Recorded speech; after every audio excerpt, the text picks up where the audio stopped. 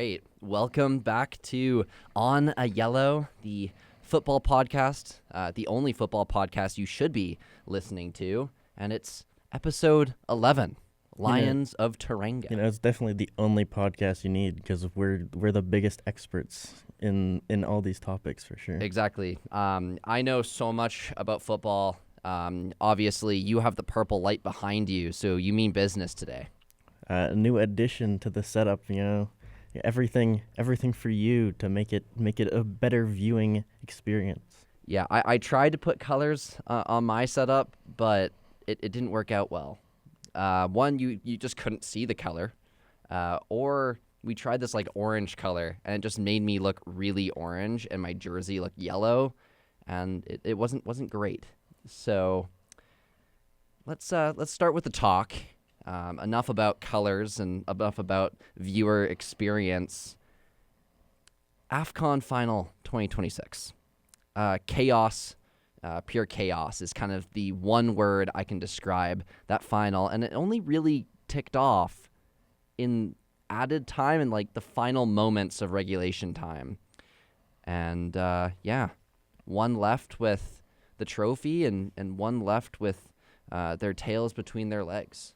It was a pretty boring game for the most part throughout, regular time, even the first half of extra time, and then things kind of went haywire at the end of the game there. Well, yeah. So like just to start off in regulation time, just right before added time, Senegal score. Ismaila Sarr scored, former Watford player. He scored. And Senegal thought they were going home with the trophy, and that was not the case. Apparently, there was a foul on Achraf Hakimi by this guy named Abdoulaye Seck, and it was a very weak call, I would say, a weak foul, but they called it off, and that was called off by referee Jean-Jacques Ndala, who is very important to this story. And then, after that, things kind of took a turn for the worse. There's so much that happened in this match that even from, like the Moroccan ball boys stealing Mendy's towel all game, getting into fights with the substitute players, to, the team storming off the pitch after some decisions were made. What are your thoughts on the decisions that the referee decided in this game? Well, so after Senegal, their goal got disallowed, it went down to the other end, and it went for a corner. So it's just an average delivery in the box. But in that box, Brahim Diaz, the Golden Boot winner, the leader in the tournament for goals, he got dropped down in the box. And again, I would say it was another weak decision, kind of a weak call. I don't think it really was a foul. I think Brahim Diaz was looking for that, right? A lot of players, when they get into the box and they know they're not getting the ball, if someone puts their hands on them and pushes them in a kind of pushing motion, they're going to drop down to the floor. Obviously, because they want to get that penalty, and in that moment, it's such a defiant moment and a pinnacle moment in the game where if you can get that penalty, you're most likely going to win that game. And the Senegalese players, they weren't happy, and the coach and the management, they weren't happy, and that was and what happened was, of course, the penalty was called. After a VAR decision, the referee and Abdoulaye Seck, he came out, gave the call for penalty, and the Senegal fans weren't happy, the Senegalese players weren't happy, the management weren't happy, and that unhappiness kind of boiled over onto the pitch, where there was multiple pushing around, shoving, and yelling in people's faces. What's your thoughts on all that kind of happened before the pinnacle moment where the coach, who is named, what's the coach's name? I couldn't tell you Couldn't off tell the me. top of my head. I believe I wrote it down. But if I didn't, Diouf. Yeah, Diouf. Or Doof. He took his team off the pitch in protest to that call. What's your thoughts on everything that kind of went up to that decision and the decision itself?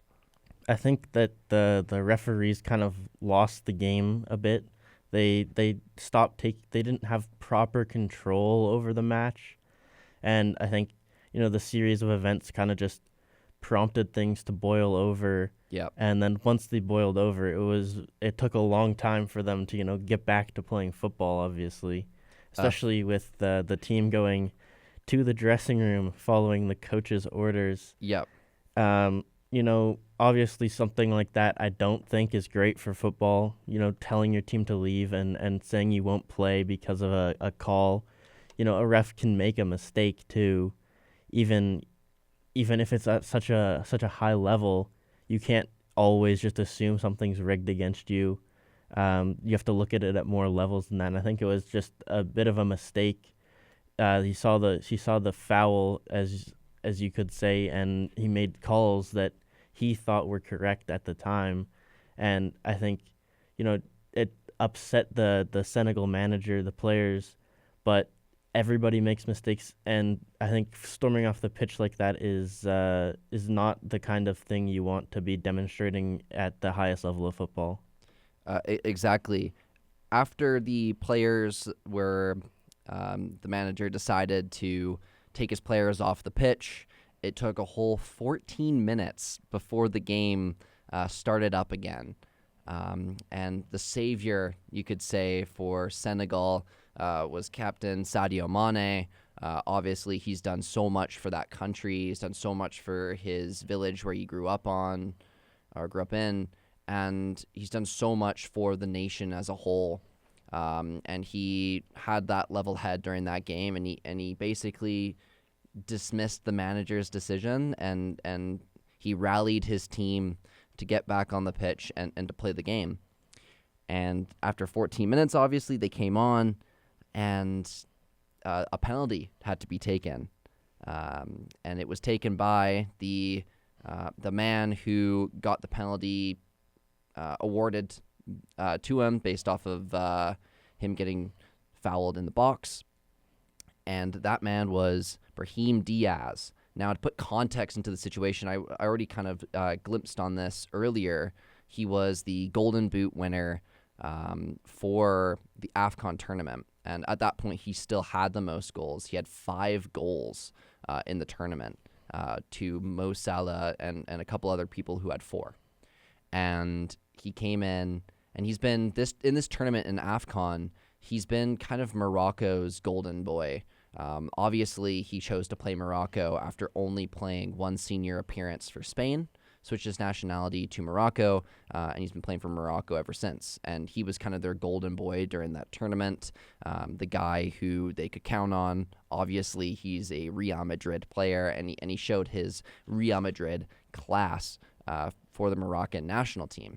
So he goes, he steps up for the penalty, and he's getting berated by...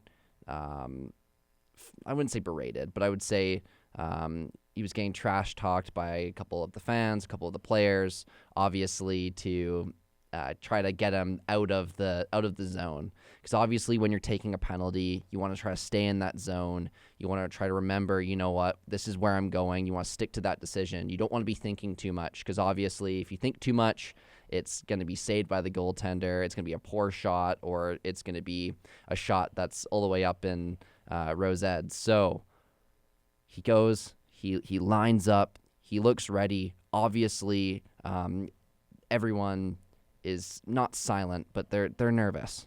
Moroccan fans know that this could be a chance for them to win their first AFCON title since, I believe, 1971. And everybody is ready to see this delivery. Brahim Diaz goes up, he hits the ball, and it goes right into the goalkeeper's arms. And it was probably one of the poorest penalties I've ever seen in my life. There's been a lot of discourse after the fact that he potentially missed on purpose. Yep. But I don't personally believe that. I think he was being a little bit cocky, after having those players trash talk him, having the team storm off, trying to, be a little bit flashy, be a little bit cocky, make the players upset again. But obviously the Panenka attempt did not work, and kind of left his team still kind of in shock. I think they expected him to score. Yeah. Leading the tournament in goals, especially, he's proven that he can score, and to the biggest opportunity in the entire tournament to flub it that bad. I don't believe that someone would purposely do that, even if they believe that it wasn't a good call, because they want that trophy. Yeah, and there's been like you said, a lot of rumors regarding what happened, a lot of conspiracy theories to what conspired before he took that penalty. But overall, if you look at it from a footballing perspective, it's a poor effort and a chance that could have won you the tournament. And in chances like that, I don't know why you would risk it for something. A move like the Panenka is extremely hit or miss. And in a lot of finals, a lot of goalkeepers, they don't want to make the preemptive dive to the corner, as they want to wait for the player to shoot. Because obviously in these situations, they're really stressful. They're really stressful on the goaltender, but they're really stressful on the penalty kick taker. And that penalty kick taker, most of the time, will mess up more than the goaltender would. And it's all on the kicker, right? You take a penalty, it starts with the person that kicks it. The goalkeeper just has to either get in front of it or hope that it hits a post or misses the net. And in this moment, it was just really poor. And I don't really know what to say. Like, it was just a really poor effort, and I just don't really understand why you would risk it, especially for that moment. Obviously, there's been times where this Panenka penalty has been synonymous with a lot of players and has been synonymous with them reaching heights in a new level, as it's a cocky penalty. But if you can score it, you show your class. Players like Panenka, like Zidane, kind of are synonymous with this move. But then you got on the other side, the flip side, the Panenka is such a hit or miss penalty that many have tried and many have failed, including Balotelli, including Gary Lineker. These two players are synonymous for their fails with the Panenka, and now, of course, Brahim Diaz, who has to live with the guilt of losing the final, and he believes he lost the final for his team. Obviously, there was other things that could have happened, and it's a team game. It's not just one player. But it was a pinnacle moment in which it must be. I would not want to be in the situation Brahim Diaz is right now, with trying to get over. He won't get over it, but trying to live with this guilt of you could have been that person. I can't remember the exact quote that he said after the game. It was something about having to live with the guilt, or something along the lines of that. And I think he did mess up, but I think he's being a little bit too harsh on himself. Yeah. There was a whole game before that shot, exactly, where missed opportunities could have happened, where other players missed chances just as important in a big game like that. I don't think he should be taking all of the blame for something like that. And I've not heard other players talk about it. I've heard some people in the media industry, they've talked about Brahim Diaz, and they said, although he should feel bad because they lost, he shouldn't hold it all on his back and on his shoulders. As you said, it's a team game. There's decisions that happen in the game that you believe that you could have done better, and in any game when you lose, you believe that you could have done better and it could have been a different outcome. And I felt like, obviously, it's a really pinnacle moment when you have a penalty, but yes, there's other moments in the game. The game was 0-0 until the 97th minute. It's just something that, yes, it was a pinnacle moment, but it's not completely his fault. Obviously, after that moment, it was really like a cinematic moment. There was a lot of chaos, a lot of things happening, and it was it's almost like a movie, where after that penalty miss happened around the 97th minute, I believe, Papagei hit the ball with his left foot. It was a counterattack. He hit the ball with his left foot, and it went right into the top right corner that led Senegal to the African Championship, or the Cup of Nations, and it allowed them to win AFCON. And it's their first win since 2021. And it was just really cool to see the team win. But I feel like, although it's cool to see this team win and see all this stuff happening, I feel like it's just it's not a good light on football, and it's not a good light on the finals that have been played in this competition. And also, it kind of put a damper into how good this tournament was. Obviously, AFCON is such a unique tournament in the sense of the fans are vibrant, there's vibrant colors, and there's an expression of culture. And this is what makes this tournament really unique. And I feel like this final put a damper on how great this tournament has been. The fans from the iconic fan that stands still the entire match. Yep. The celebration from the player mocking him after defeating that. I can't remember what team exactly. Is it Congo? It was the DRC. And after beating the DRC, making fun of him, creating celebrations based off of the fans, just proves that this tournament is massive for world football. Mm-hmm. It's the only time that the whole world is really focused on African football. Yep. And there's so many talented players that come from all of the countries in Africa. Yep. So I think, and especially at the time of year they host this tournament, it's very unique. There's not really much international football around this time of year, especially between with the World Cup being this summer. A lot of teams, they're kind of on break right now, kind of just doing training sessions. There's not a lot of matches being played, so I think it's a very unique tournament that allows the world to witness African football at its highest. And I mean, they always do it during this time. I feel like for domestic football, some people could say, "Oh, I miss some of these players," but in the end of the day, the players leaving to join their nations to play, it's a beautiful thing to see. Football connects us all. We see it through the African Cup of Nations, through the Euros, and through the World Cup. It connects us all to the game of football. Besides politics, it goes beyond politics, and it really connects us to one common idea or common sport, and that's the game of football, the game we love, and why it is the beautiful game. Now, moving on, we had a pretty good weekend for both of our teams. You want to start with West Ham seeing one of your players has won AFCON. He's a AFCON champion. Well, of course, we've been missing El Hadji Malik Diouf greatly over AFCON. He's been our best fullback this year. He's been a real difference maker for us all season. And, he's kind of gone a little bit viral again for his celebration after winning with the baby pacifier in his mouth, because his nickname around those parts is Boss Baby.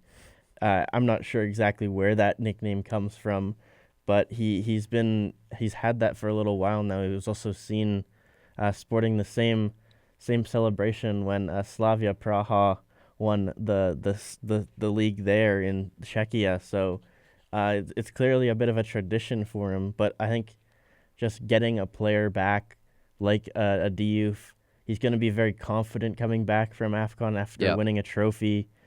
He could definitely help power us to jumping out of a relegation spot and saving our season a bit here. And it all starts with, putting together wins. And we finally picked up a win after 10 matches against, our great rival, Tottenham. It's a great match to win. I think it'll give the players a lot of confidence. Beating your rival like that will, hopefully drive us forward into, staying up. It's only we've closed the gap from 7 points to 5 points in one game week. So, and there's some good matches coming up for us. Some definitely winnable matches, I think, against Sunderland and Burnley. I think those are two matches we have to win if we want to stay up. Yeah. Especially Burnley, because they're in a relegation spot. We can't be losing to teams we're competing against at the bottom of the table. So, picking up a win and moving on to another winnable game at home against Sunderland. We don't have to play at the Stadium of Light this time, which, of course, was where our season had started with a 3-0 loss in the first game week. That's kind of created the narrative for the whole season that it was going to be a tough one, losing 3-0 to a brand new promoted team. Mm-hmm. But our 2-1 win over Tottenham, it was good to see Crescencio Somerville, continue his form from the QPR game. He scored in the 15th minute. I think he had a great match. He was causing all sorts of chaos on the wing all game. And, we had a really, really good first half. And then, we've kind of the hardest we've pushed in a long time in the first half of a football match. Yep. So, of course, coming out into the second half, things were really slow. Spurs, had the most of the possession. They finished the game with 61%. And, super sub Callum Wilson, who had been rumored to, his contract being terminated and going to Celtic kind of thing for a little while there. Mm-hmm. He comes on and scores in the 90+3 minute to give us the win against our rival. And I believe it's our third win at Tottenham Stadium. And I think it's just a great win to get us, towards back on the right direction. Yeah. Gives the players some sort of confidence, especially bringing Doof back in for the next match. I think it'll be a very inspired team against Sunderland, and hopefully we can pick up another win. And we'll need Nottingham to lose to Brentford, which Brentford has been, on a roll recently. So I'm really pulling for Brentford in that match. I don't want Nottingham to draw again. They got a big draw against Arsenal. That's a big point for them, especially against, the first place team in the league. But Lucas Paqueta did not even play in that match against Tottenham. So, I think it is time to let him walk. Yep. He's been wanting out. In the summer he could have left. Mm-hmm. He kind of, he said he was going to stick it out for a little while here. But now he's kind of, being a little bit of a coward, in my opinion, kind of hiding in a corner and forcing his way out of the club in a time where we would love to keep him, obviously. He's a very talented player, but he has not been producing to the level that, we would expect him to be. So if we can cash in for the, 45, 43 million that Flamengo are offering, I think it's time to move on from him. We bought him for 51 million. He won us a trophy. He's been here during, good times. We've gotten a lot out of him. So I think, 45 million is a good deal for a 28-year-old Paqueta at this point, where he hasn't played great football recently at all in the last 2 seasons, I would say. So letting him go back home to Flamengo might be the best move. And would you want, what would you want to get with that money? We definitely need to buy a new center back. It's a bit thin at the position, especially with, the form of Max Kilman, who we bought for 40 million from Wolves last year. He's really taken a drop off in his gameplay recently, and he's even moved to the bench now in the last couple of matches where he comes on towards the end. So I think, keeping him potentially for late game substitution might be all right. But we need to bring in somebody that can provide more support, who has proven to, you know, be a player that can fight for the badge. And there's a couple players that have been in links. We've got Hayden Hackney from Middlesbrough, who's been linked to the club. Mm-hmm. Eric Dyer, obviously, from last episode, we talked about that. That's kind of quieted down a little bit, but I do believe Nuno still wants that player. Yep. Charlie Cresswell from Toulouse. He's an English player. He's 23 years old. I think it'd be great to bring him back, and they only value him at around 22 million. Yeah. So I think that's definitely a doable deal for us there. Especially we'd have to get that one done fairly quickly because Wolfsburg are in for him as well. So I think we should just pay the 22 million because he's been, probably their best defender at Toulouse, and it'd be good to bring the Englishman back to England. Yeah. And I think he'd be a player that would really fight for the badge. And we've been linked to Diassi from Chelsea, which would be my least I wouldn't want him, to be honest. He's not really proven at any level. He doesn't really get a lot of game time at Chelsea. But he is a tall player, which would help us out with our struggles in conceding on headers. We have the most in the Premier League with 12 headers conceded this season. And I believe the second highest is only 9. So it's been very rough going in the air for us. Other people that have left the club recently would be Andy Irving to Sparta Prague. Funny thing is, they gave him a farewell post, but they never ever posted welcome to the club for Andy Irving. So he's never been confirmed as a signing.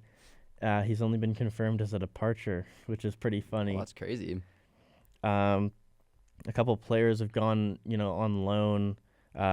Kalen Casey was on loan at Swansea, didn't get any game time. Yeah. So we brought him back and loaned him out to Leyton Orient, where he's already picked up, I think, more game time in the 1 week he's been there.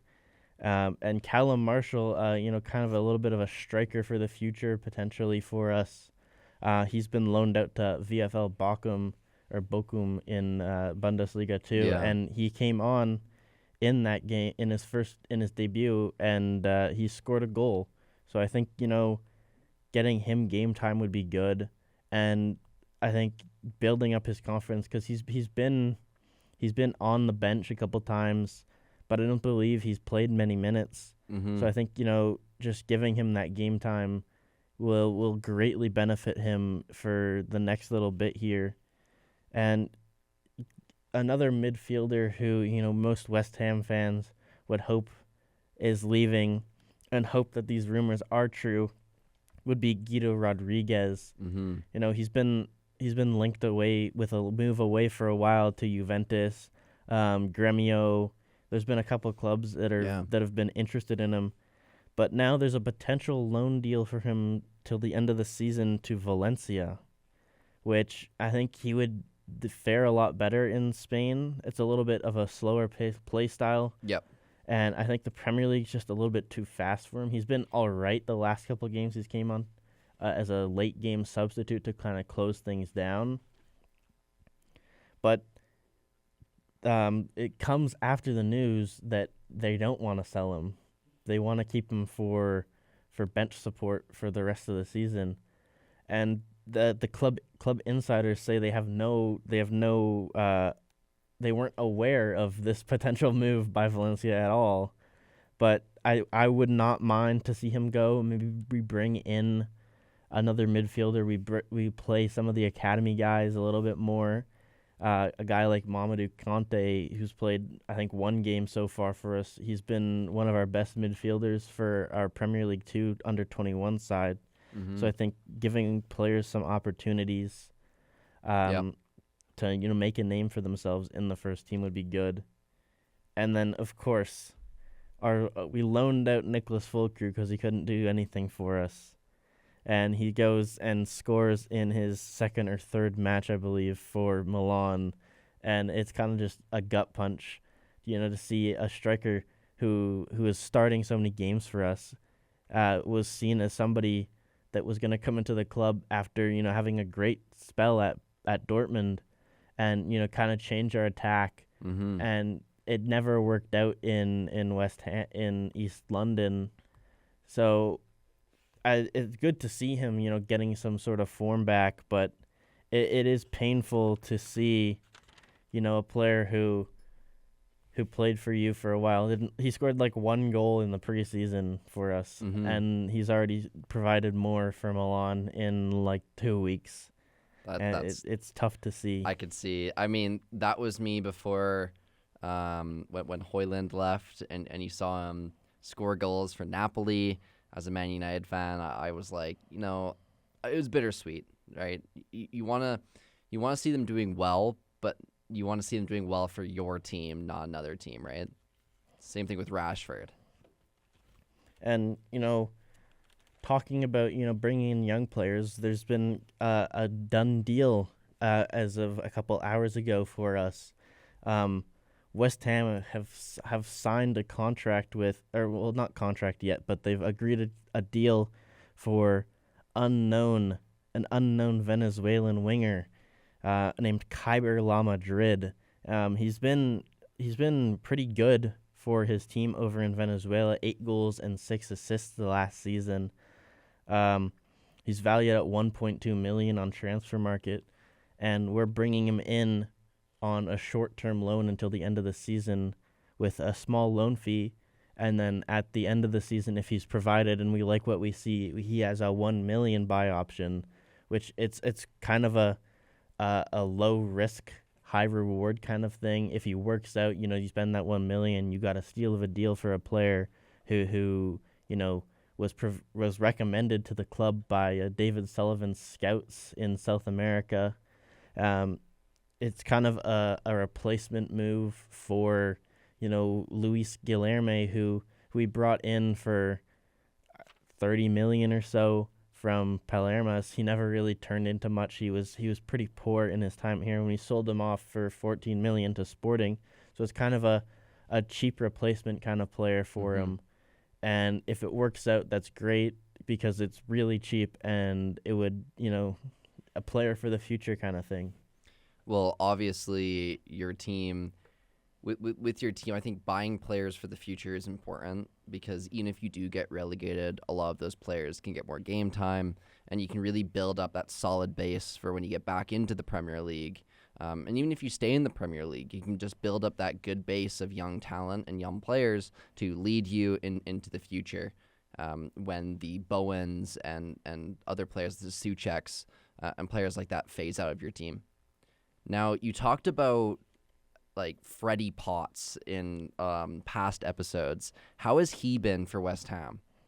He's kind of lost a little bit of game time in the last bit here, but he's still been, a pretty crucial player. He hasn't started many matches, especially recently, but he's coming on at the end of matches.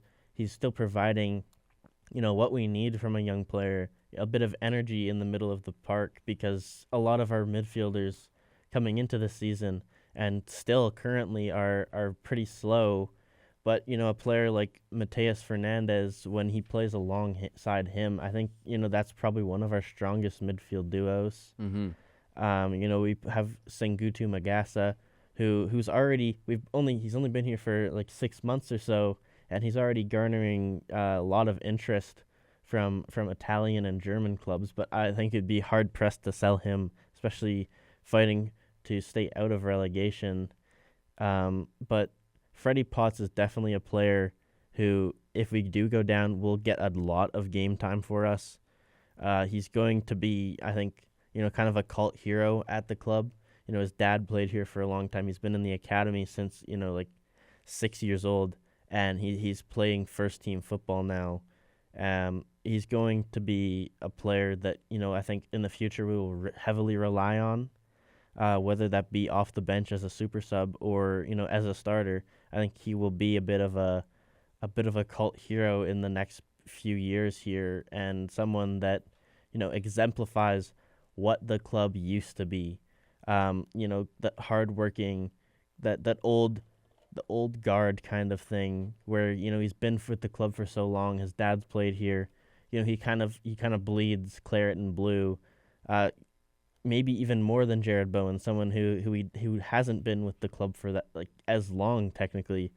Freddie Potts has been a West Ham academy player for longer than Jared Bowen has been a West Ham player, which is crazy to say, because Jared Bowen you think of as West Ham. Well, you think of him as Mr. West Ham, seeing what he did in your Europa Conference League final victory a couple of years ago. He's kind of taken over the name of Mr. West Ham from Mark Noble, yep. who now works as the kind of the player, the person that helps transition academy players yep. into the first team of football, getting them those first team contracts. And he's actually working very hard right now for us to keep 19-year-old attacker Josh Ajala at the club as his contract runs out at the end of the season, and he's getting interest from German and Italian clubs. Well, it's neat to hear about your team, West Ham. Obviously, a team that is, you would say, struggling in the Premier League, but it's neat to see how a team like that is trying to keep their Premier League dreams alive, or keep themselves in the Premier League next season. Obviously, building your team around younger talent is something that will help you in the long run. When their players like the Bowens and the Součeks, they phase out, it'd be really neat to see. And I hope for your sake, but also for your team's sake, as I do like West Ham as a team, I hope they stay up in the Premier League, as they are known as a Premier League team through the history that they've had since the Premier League's inception in the early 90s. I think if they do go down, it'd be one of the bigger relegations in a long time, one of the bigger clubs to have gone down. So it would be a big shake-up to the English football pyramid. Well, you've seen the big teams that got relegated. Obviously, you think of the Blackburn Rovers, the Middlesbroughs. Those are not encouraging. Those are teams, though, that although right now are not in the good position, they were relegated once upon a time. Fulham is another really big team. But West Ham is a team, obviously, Ted Lasso made that team even more globally known. West Ham, or the Hammers, have been known around the world, but Ted Lasso brought it into the forefront of pop culture, obviously being the rival team fighting for the championship. Well, I wish we were as good as we were in the show. That'd be fantastic. But unfortunately, that's not the case. Now, going on to a team that is also winning games. Obviously, your team won last weekend, but my team won last weekend. My team, obviously, is Manchester United, and we won the Manchester Derby. Manchester is red, and I was very gassed about that win. And, some takeaways from that game, obviously. We have a podcast here. I like to talk, and I also like to talk about Manchester United. So now you get to hear me talk about my team and the great victory that we had against Manchester City. The victory was 2-0. 2 goals to nil, but it could have been more. We had a couple goals disallowed through offsides, and Donnarumma saved a lot of almost guaranteed goal chances, and he showed why he's one of the best goalkeepers in the world. Now, to go to Man City. Manchester City kind of been known in the past couple of seasons as kind of one of the best Premier League teams in the league. They're fighting for the championship. Obviously, they won 2 years ago, and they also won the treble a couple of years ago as well, beating Manchester United to win the FA Cup.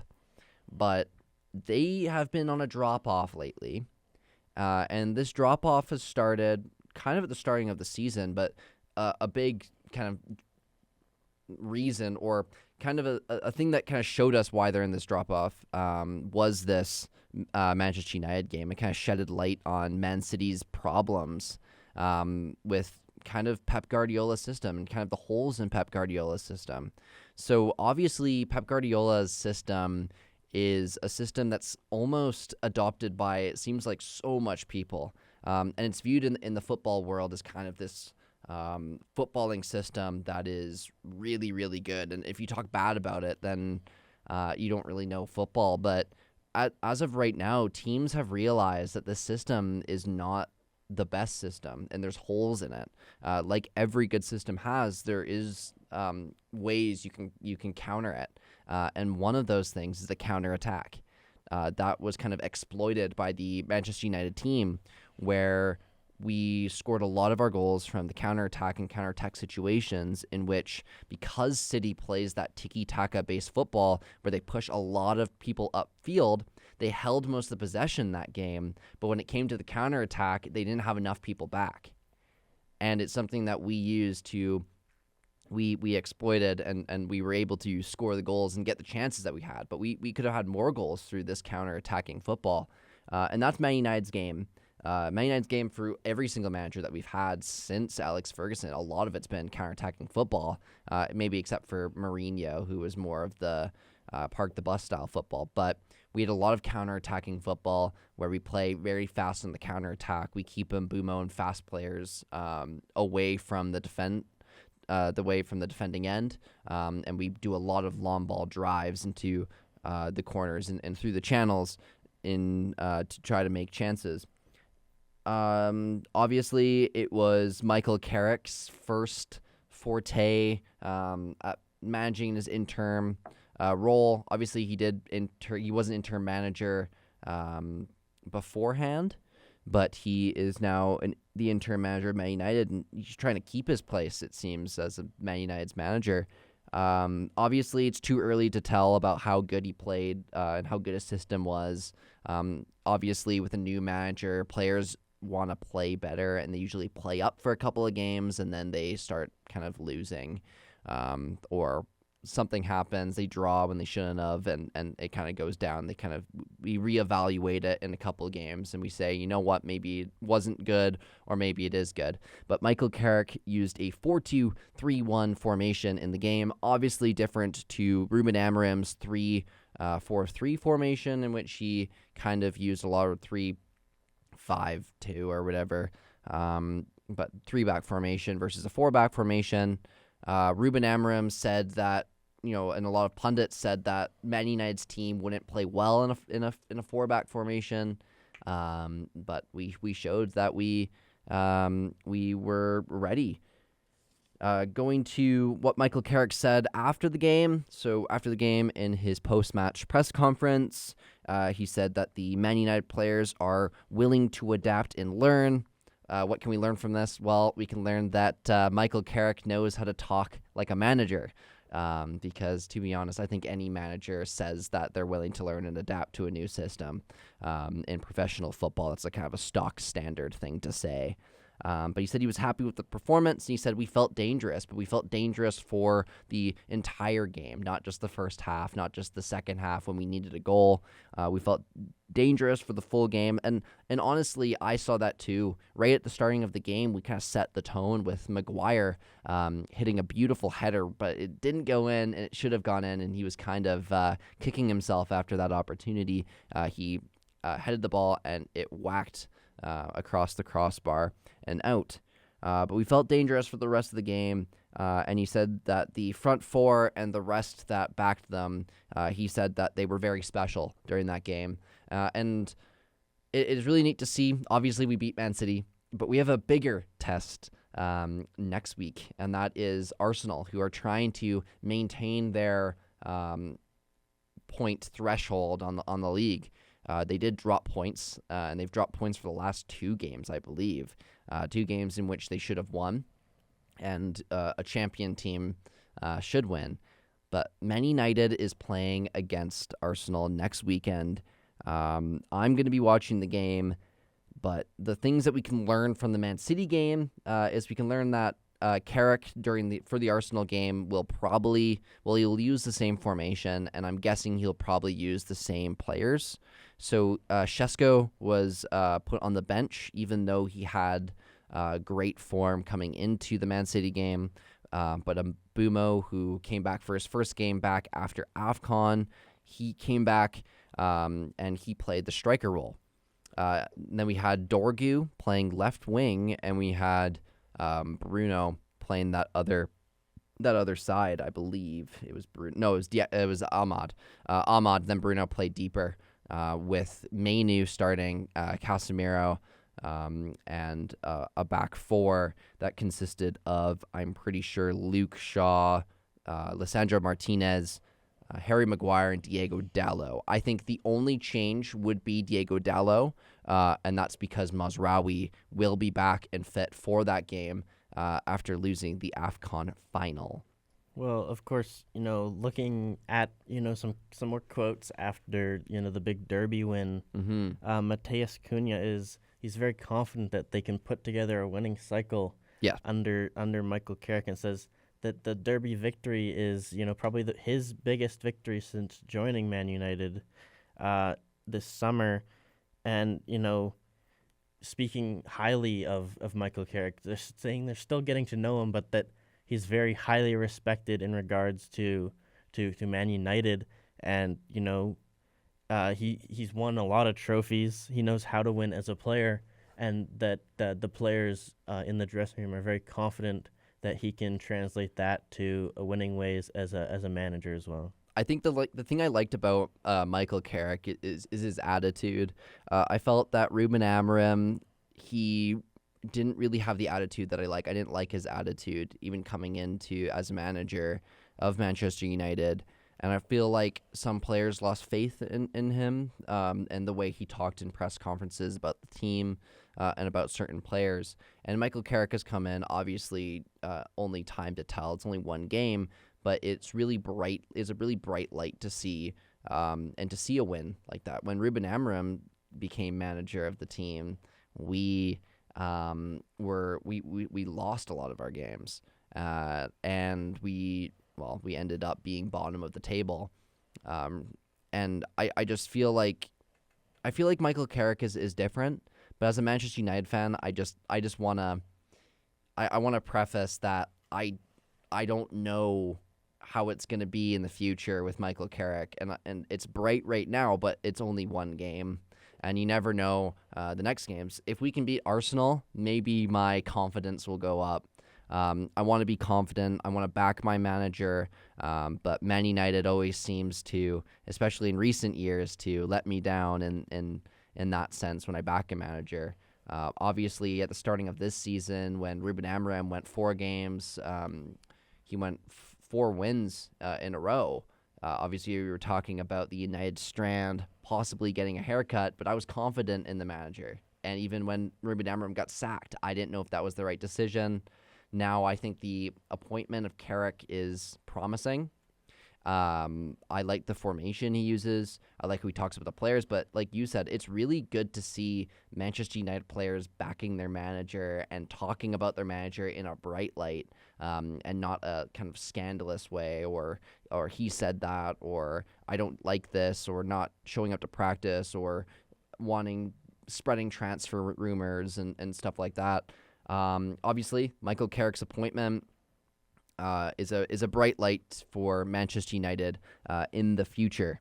Standouts from the Manchester the Manchester Derby, rather, is Lissandro Martinez, Kobe Mainu, Patrick Dorgu, and Brian Mbeumo. I'll start with Lissandro Martinez. So we always knew Lissandro Martinez was a good player. He was just riddled with injuries, and those injuries we really saw last season with the cruciate ligament injury, where he was out from February of last year just until recently in November, where he came back, and we really missed him. He's a player that we really needed. He has class, but he's also really strong in the defensive aspect of his game. During that game, he actually had an 100% success rate with his duels that he his duels that he won against other players. 100% success rate is very hard to do as a player. And there was a lot of rumblings. He kind of told it off a lot of pundits. One of them was former Man United player Nicky Butt, who he explained he he had distrust against Lisandro Martinez because of his height and stature, and he kind of proved him wrong. Obviously, Lisandro Martinez is a smaller defender, and he's kind of like a guy you don't think would be good in a center back role, but he proves everybody wrong. He is very confident. He's very strong on the ball and off the ball. He can get people off the ball. He knows where he needs to be. And he also can win aerial duels. Someone of his height can win a lot of aerial duels against players that are above 6 feet. And it's really neat to see. And his passing ability is just top notch. We talked about this counter-attacking football. Well, Lisandro Martinez starts and facilitates a lot of that attack by being kind of the ball-playing defender. Either he's doing the long balls to the Dorgus or to the Ahmads to facilitate the attack on the wing or the flanks. He also passes it up to Bruno, who facilitates the attack as well. And that link up was really, really neat to see. And it showed us last game. He also had the most clearances as well. He had 9 clearances, but it also just shows us last game that we really missed him through injuries, and he's a center back that should be starting every game for us. I said Mainu as another standout. Kobe Mainu, obviously the free Kobe Mainu movement. The free Mainu movement was very strong during Amorim's time with Man United. Obviously, Amorim didn't play Kobe Mainu at all, really. And it was a shame as Kobe Mainu really, he showed his skill during the Ten Hag era. And he's also shown his skill for the times that he's played under Amorim, but he never started over Ugarte or Casemiro. And he's started, and Michael Carrick has really shown a kind of an affection to him and really knows his ability, and he's explained that he will be basically starting every game, and he has full confidence in him. And Mainu has full confidence in Carrick too. You can see him smiling and having a greater time, where under the Amorim era, he wasn't really utilized as much. But Mainu, I thought he played really well. He had 91% pass accuracy during that game. He was very strong. I think what I like about him is he's a center defensive mid, but he has a lot of class on the ball. He's not the center defensive mid like a Casemiro, who's a bit clunkier but can get tackles in. He can make tackles, but he's also like a box-to-box midfielder in the sense of he can facilitate attacks, and he can also do little 1-2s and little dekes. One deke that I saw and one dribble past, he dribbled past Semenyo, who was the new signing for Manchester City from Bournemouth, just with a little drop at the shoulder, and that's what you need in the midfield.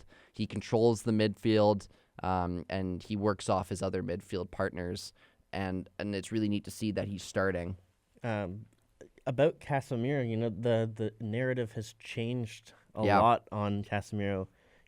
There was so many talks about wanting him out of the club for so long. Has that really changed in the last little bit here? Yeah, actually. So even for me, it's changed. I think Casemiro has been strong this season. If he can keep up the same momentum next season, possibly we keep him. But there's a term in his contract. If he plays a certain amount of games, his contract will be renewed. And I believe it's only a couple more games until, if he starts a couple more games, his contract will be automatically renewed for 2026 or 2027, sorry, or until 2027. So it's going to be really neat to see. And obviously, I think he is going to stay. He has nowhere else to really go other than maybe Brazil, back to Brazil, possibly. He's 36 years of age, I believe, and on the tail end of his career, and he's just loving it in Man United. He shows so much passion. There was a scene of him hugging Carrick during when we scored after he got subbed off. So we scored our second goal, and he really showed his passion. And there's been jokes around that he has more passion for this and playing for Manchester United than playing on Real Madrid's dream team, where they won 5 Champions Leagues in a row.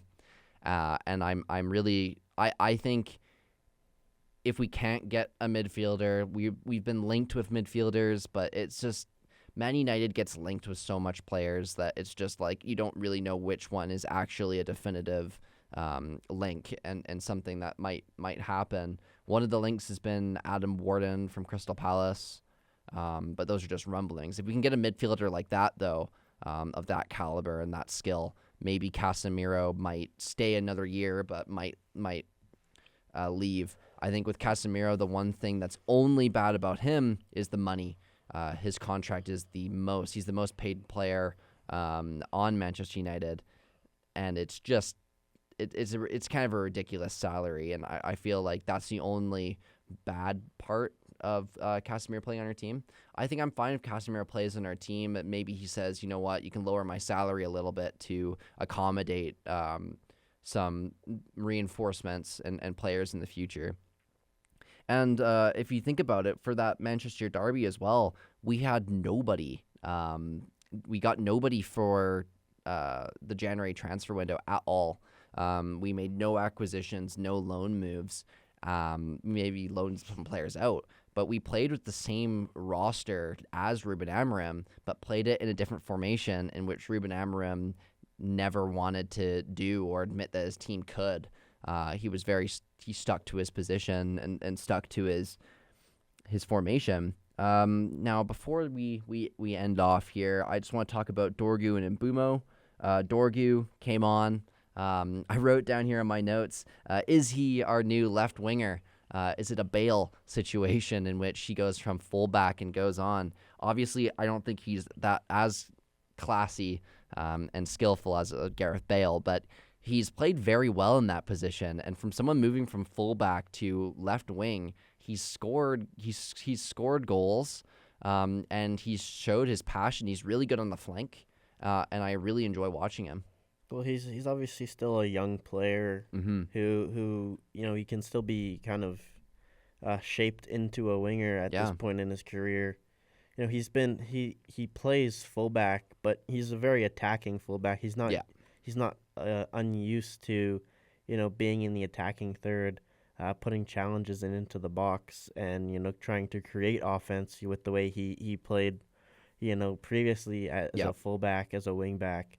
So I think there's a lot that in his game that could carry over to a winger for sure. Yeah, and I think he's positionally sound, and he starts a lot of attacks. I think the only thing I would say as a critique to his game is he dives a lot. I think some of them are fouls, but some of them are he doesn't even get the foul because he was looking for it, and he dives. And I feel like it's fine if you do it a little bit. I think every player dives a little bit, but it's not necessary all the time. And sometimes you could have stayed up and caused a real commotion in the box or caused some chances that we could have been get for our team. Now, if we go to Mbumo for the last 2 minutes. Mbumo obviously came back from AFCON extremely strong. He played striker this time. I was looking at that being like, I don't really know how well he's going to play striker, but he played very well. He's played it before. He was really strong, but I think the one thing that he had was passion personified. He really shows that he loves Manchester United, and he scored his goal well, and he was a really much needed reinforcement that we got for this season, but also that we got after AFCON that we really needed and we really missed. Obviously, Shesko is coming into his own and he's starting to score goals, but we needed a player like an Mbumo who is really strong, and just he's also just 110% type of player. He's always playing. He wants to play for the full 90. He didn't play for the full 90 this time, but he really played really strong. And I really enjoyed his game. He's always just seemed to be in the right place, and he brings that intensity that last season with the players that we had, that intensity just wasn't there. Even if he doesn't get the goal or get the goal that game, he's always trying to make chances, and he's always looking dangerous. And I felt like that's what we missed. And it's just something that is something that we can look forward to next game when we play against Arsenal. All right, so with all this Man United, West Ham, and AFCON talk, our podcast has come to an end. I just usually say goodbye, but Zach has a special send-off for today as per usual. bonjour, au revoir, and have a great rest of your day. Oh, that was a great ending, wasn't it? It was fantastic. Well, we do it every time. So come back next week to hear our next, or Zach's next sign-off. Maybe I'll learn some Spanish. Oh, okay. So maybe he's going to be learning a new language for the next podcast episode. So you can look forward to that on 1 to 2 every Tuesday. All right. With that being said, see you guys in the next episode.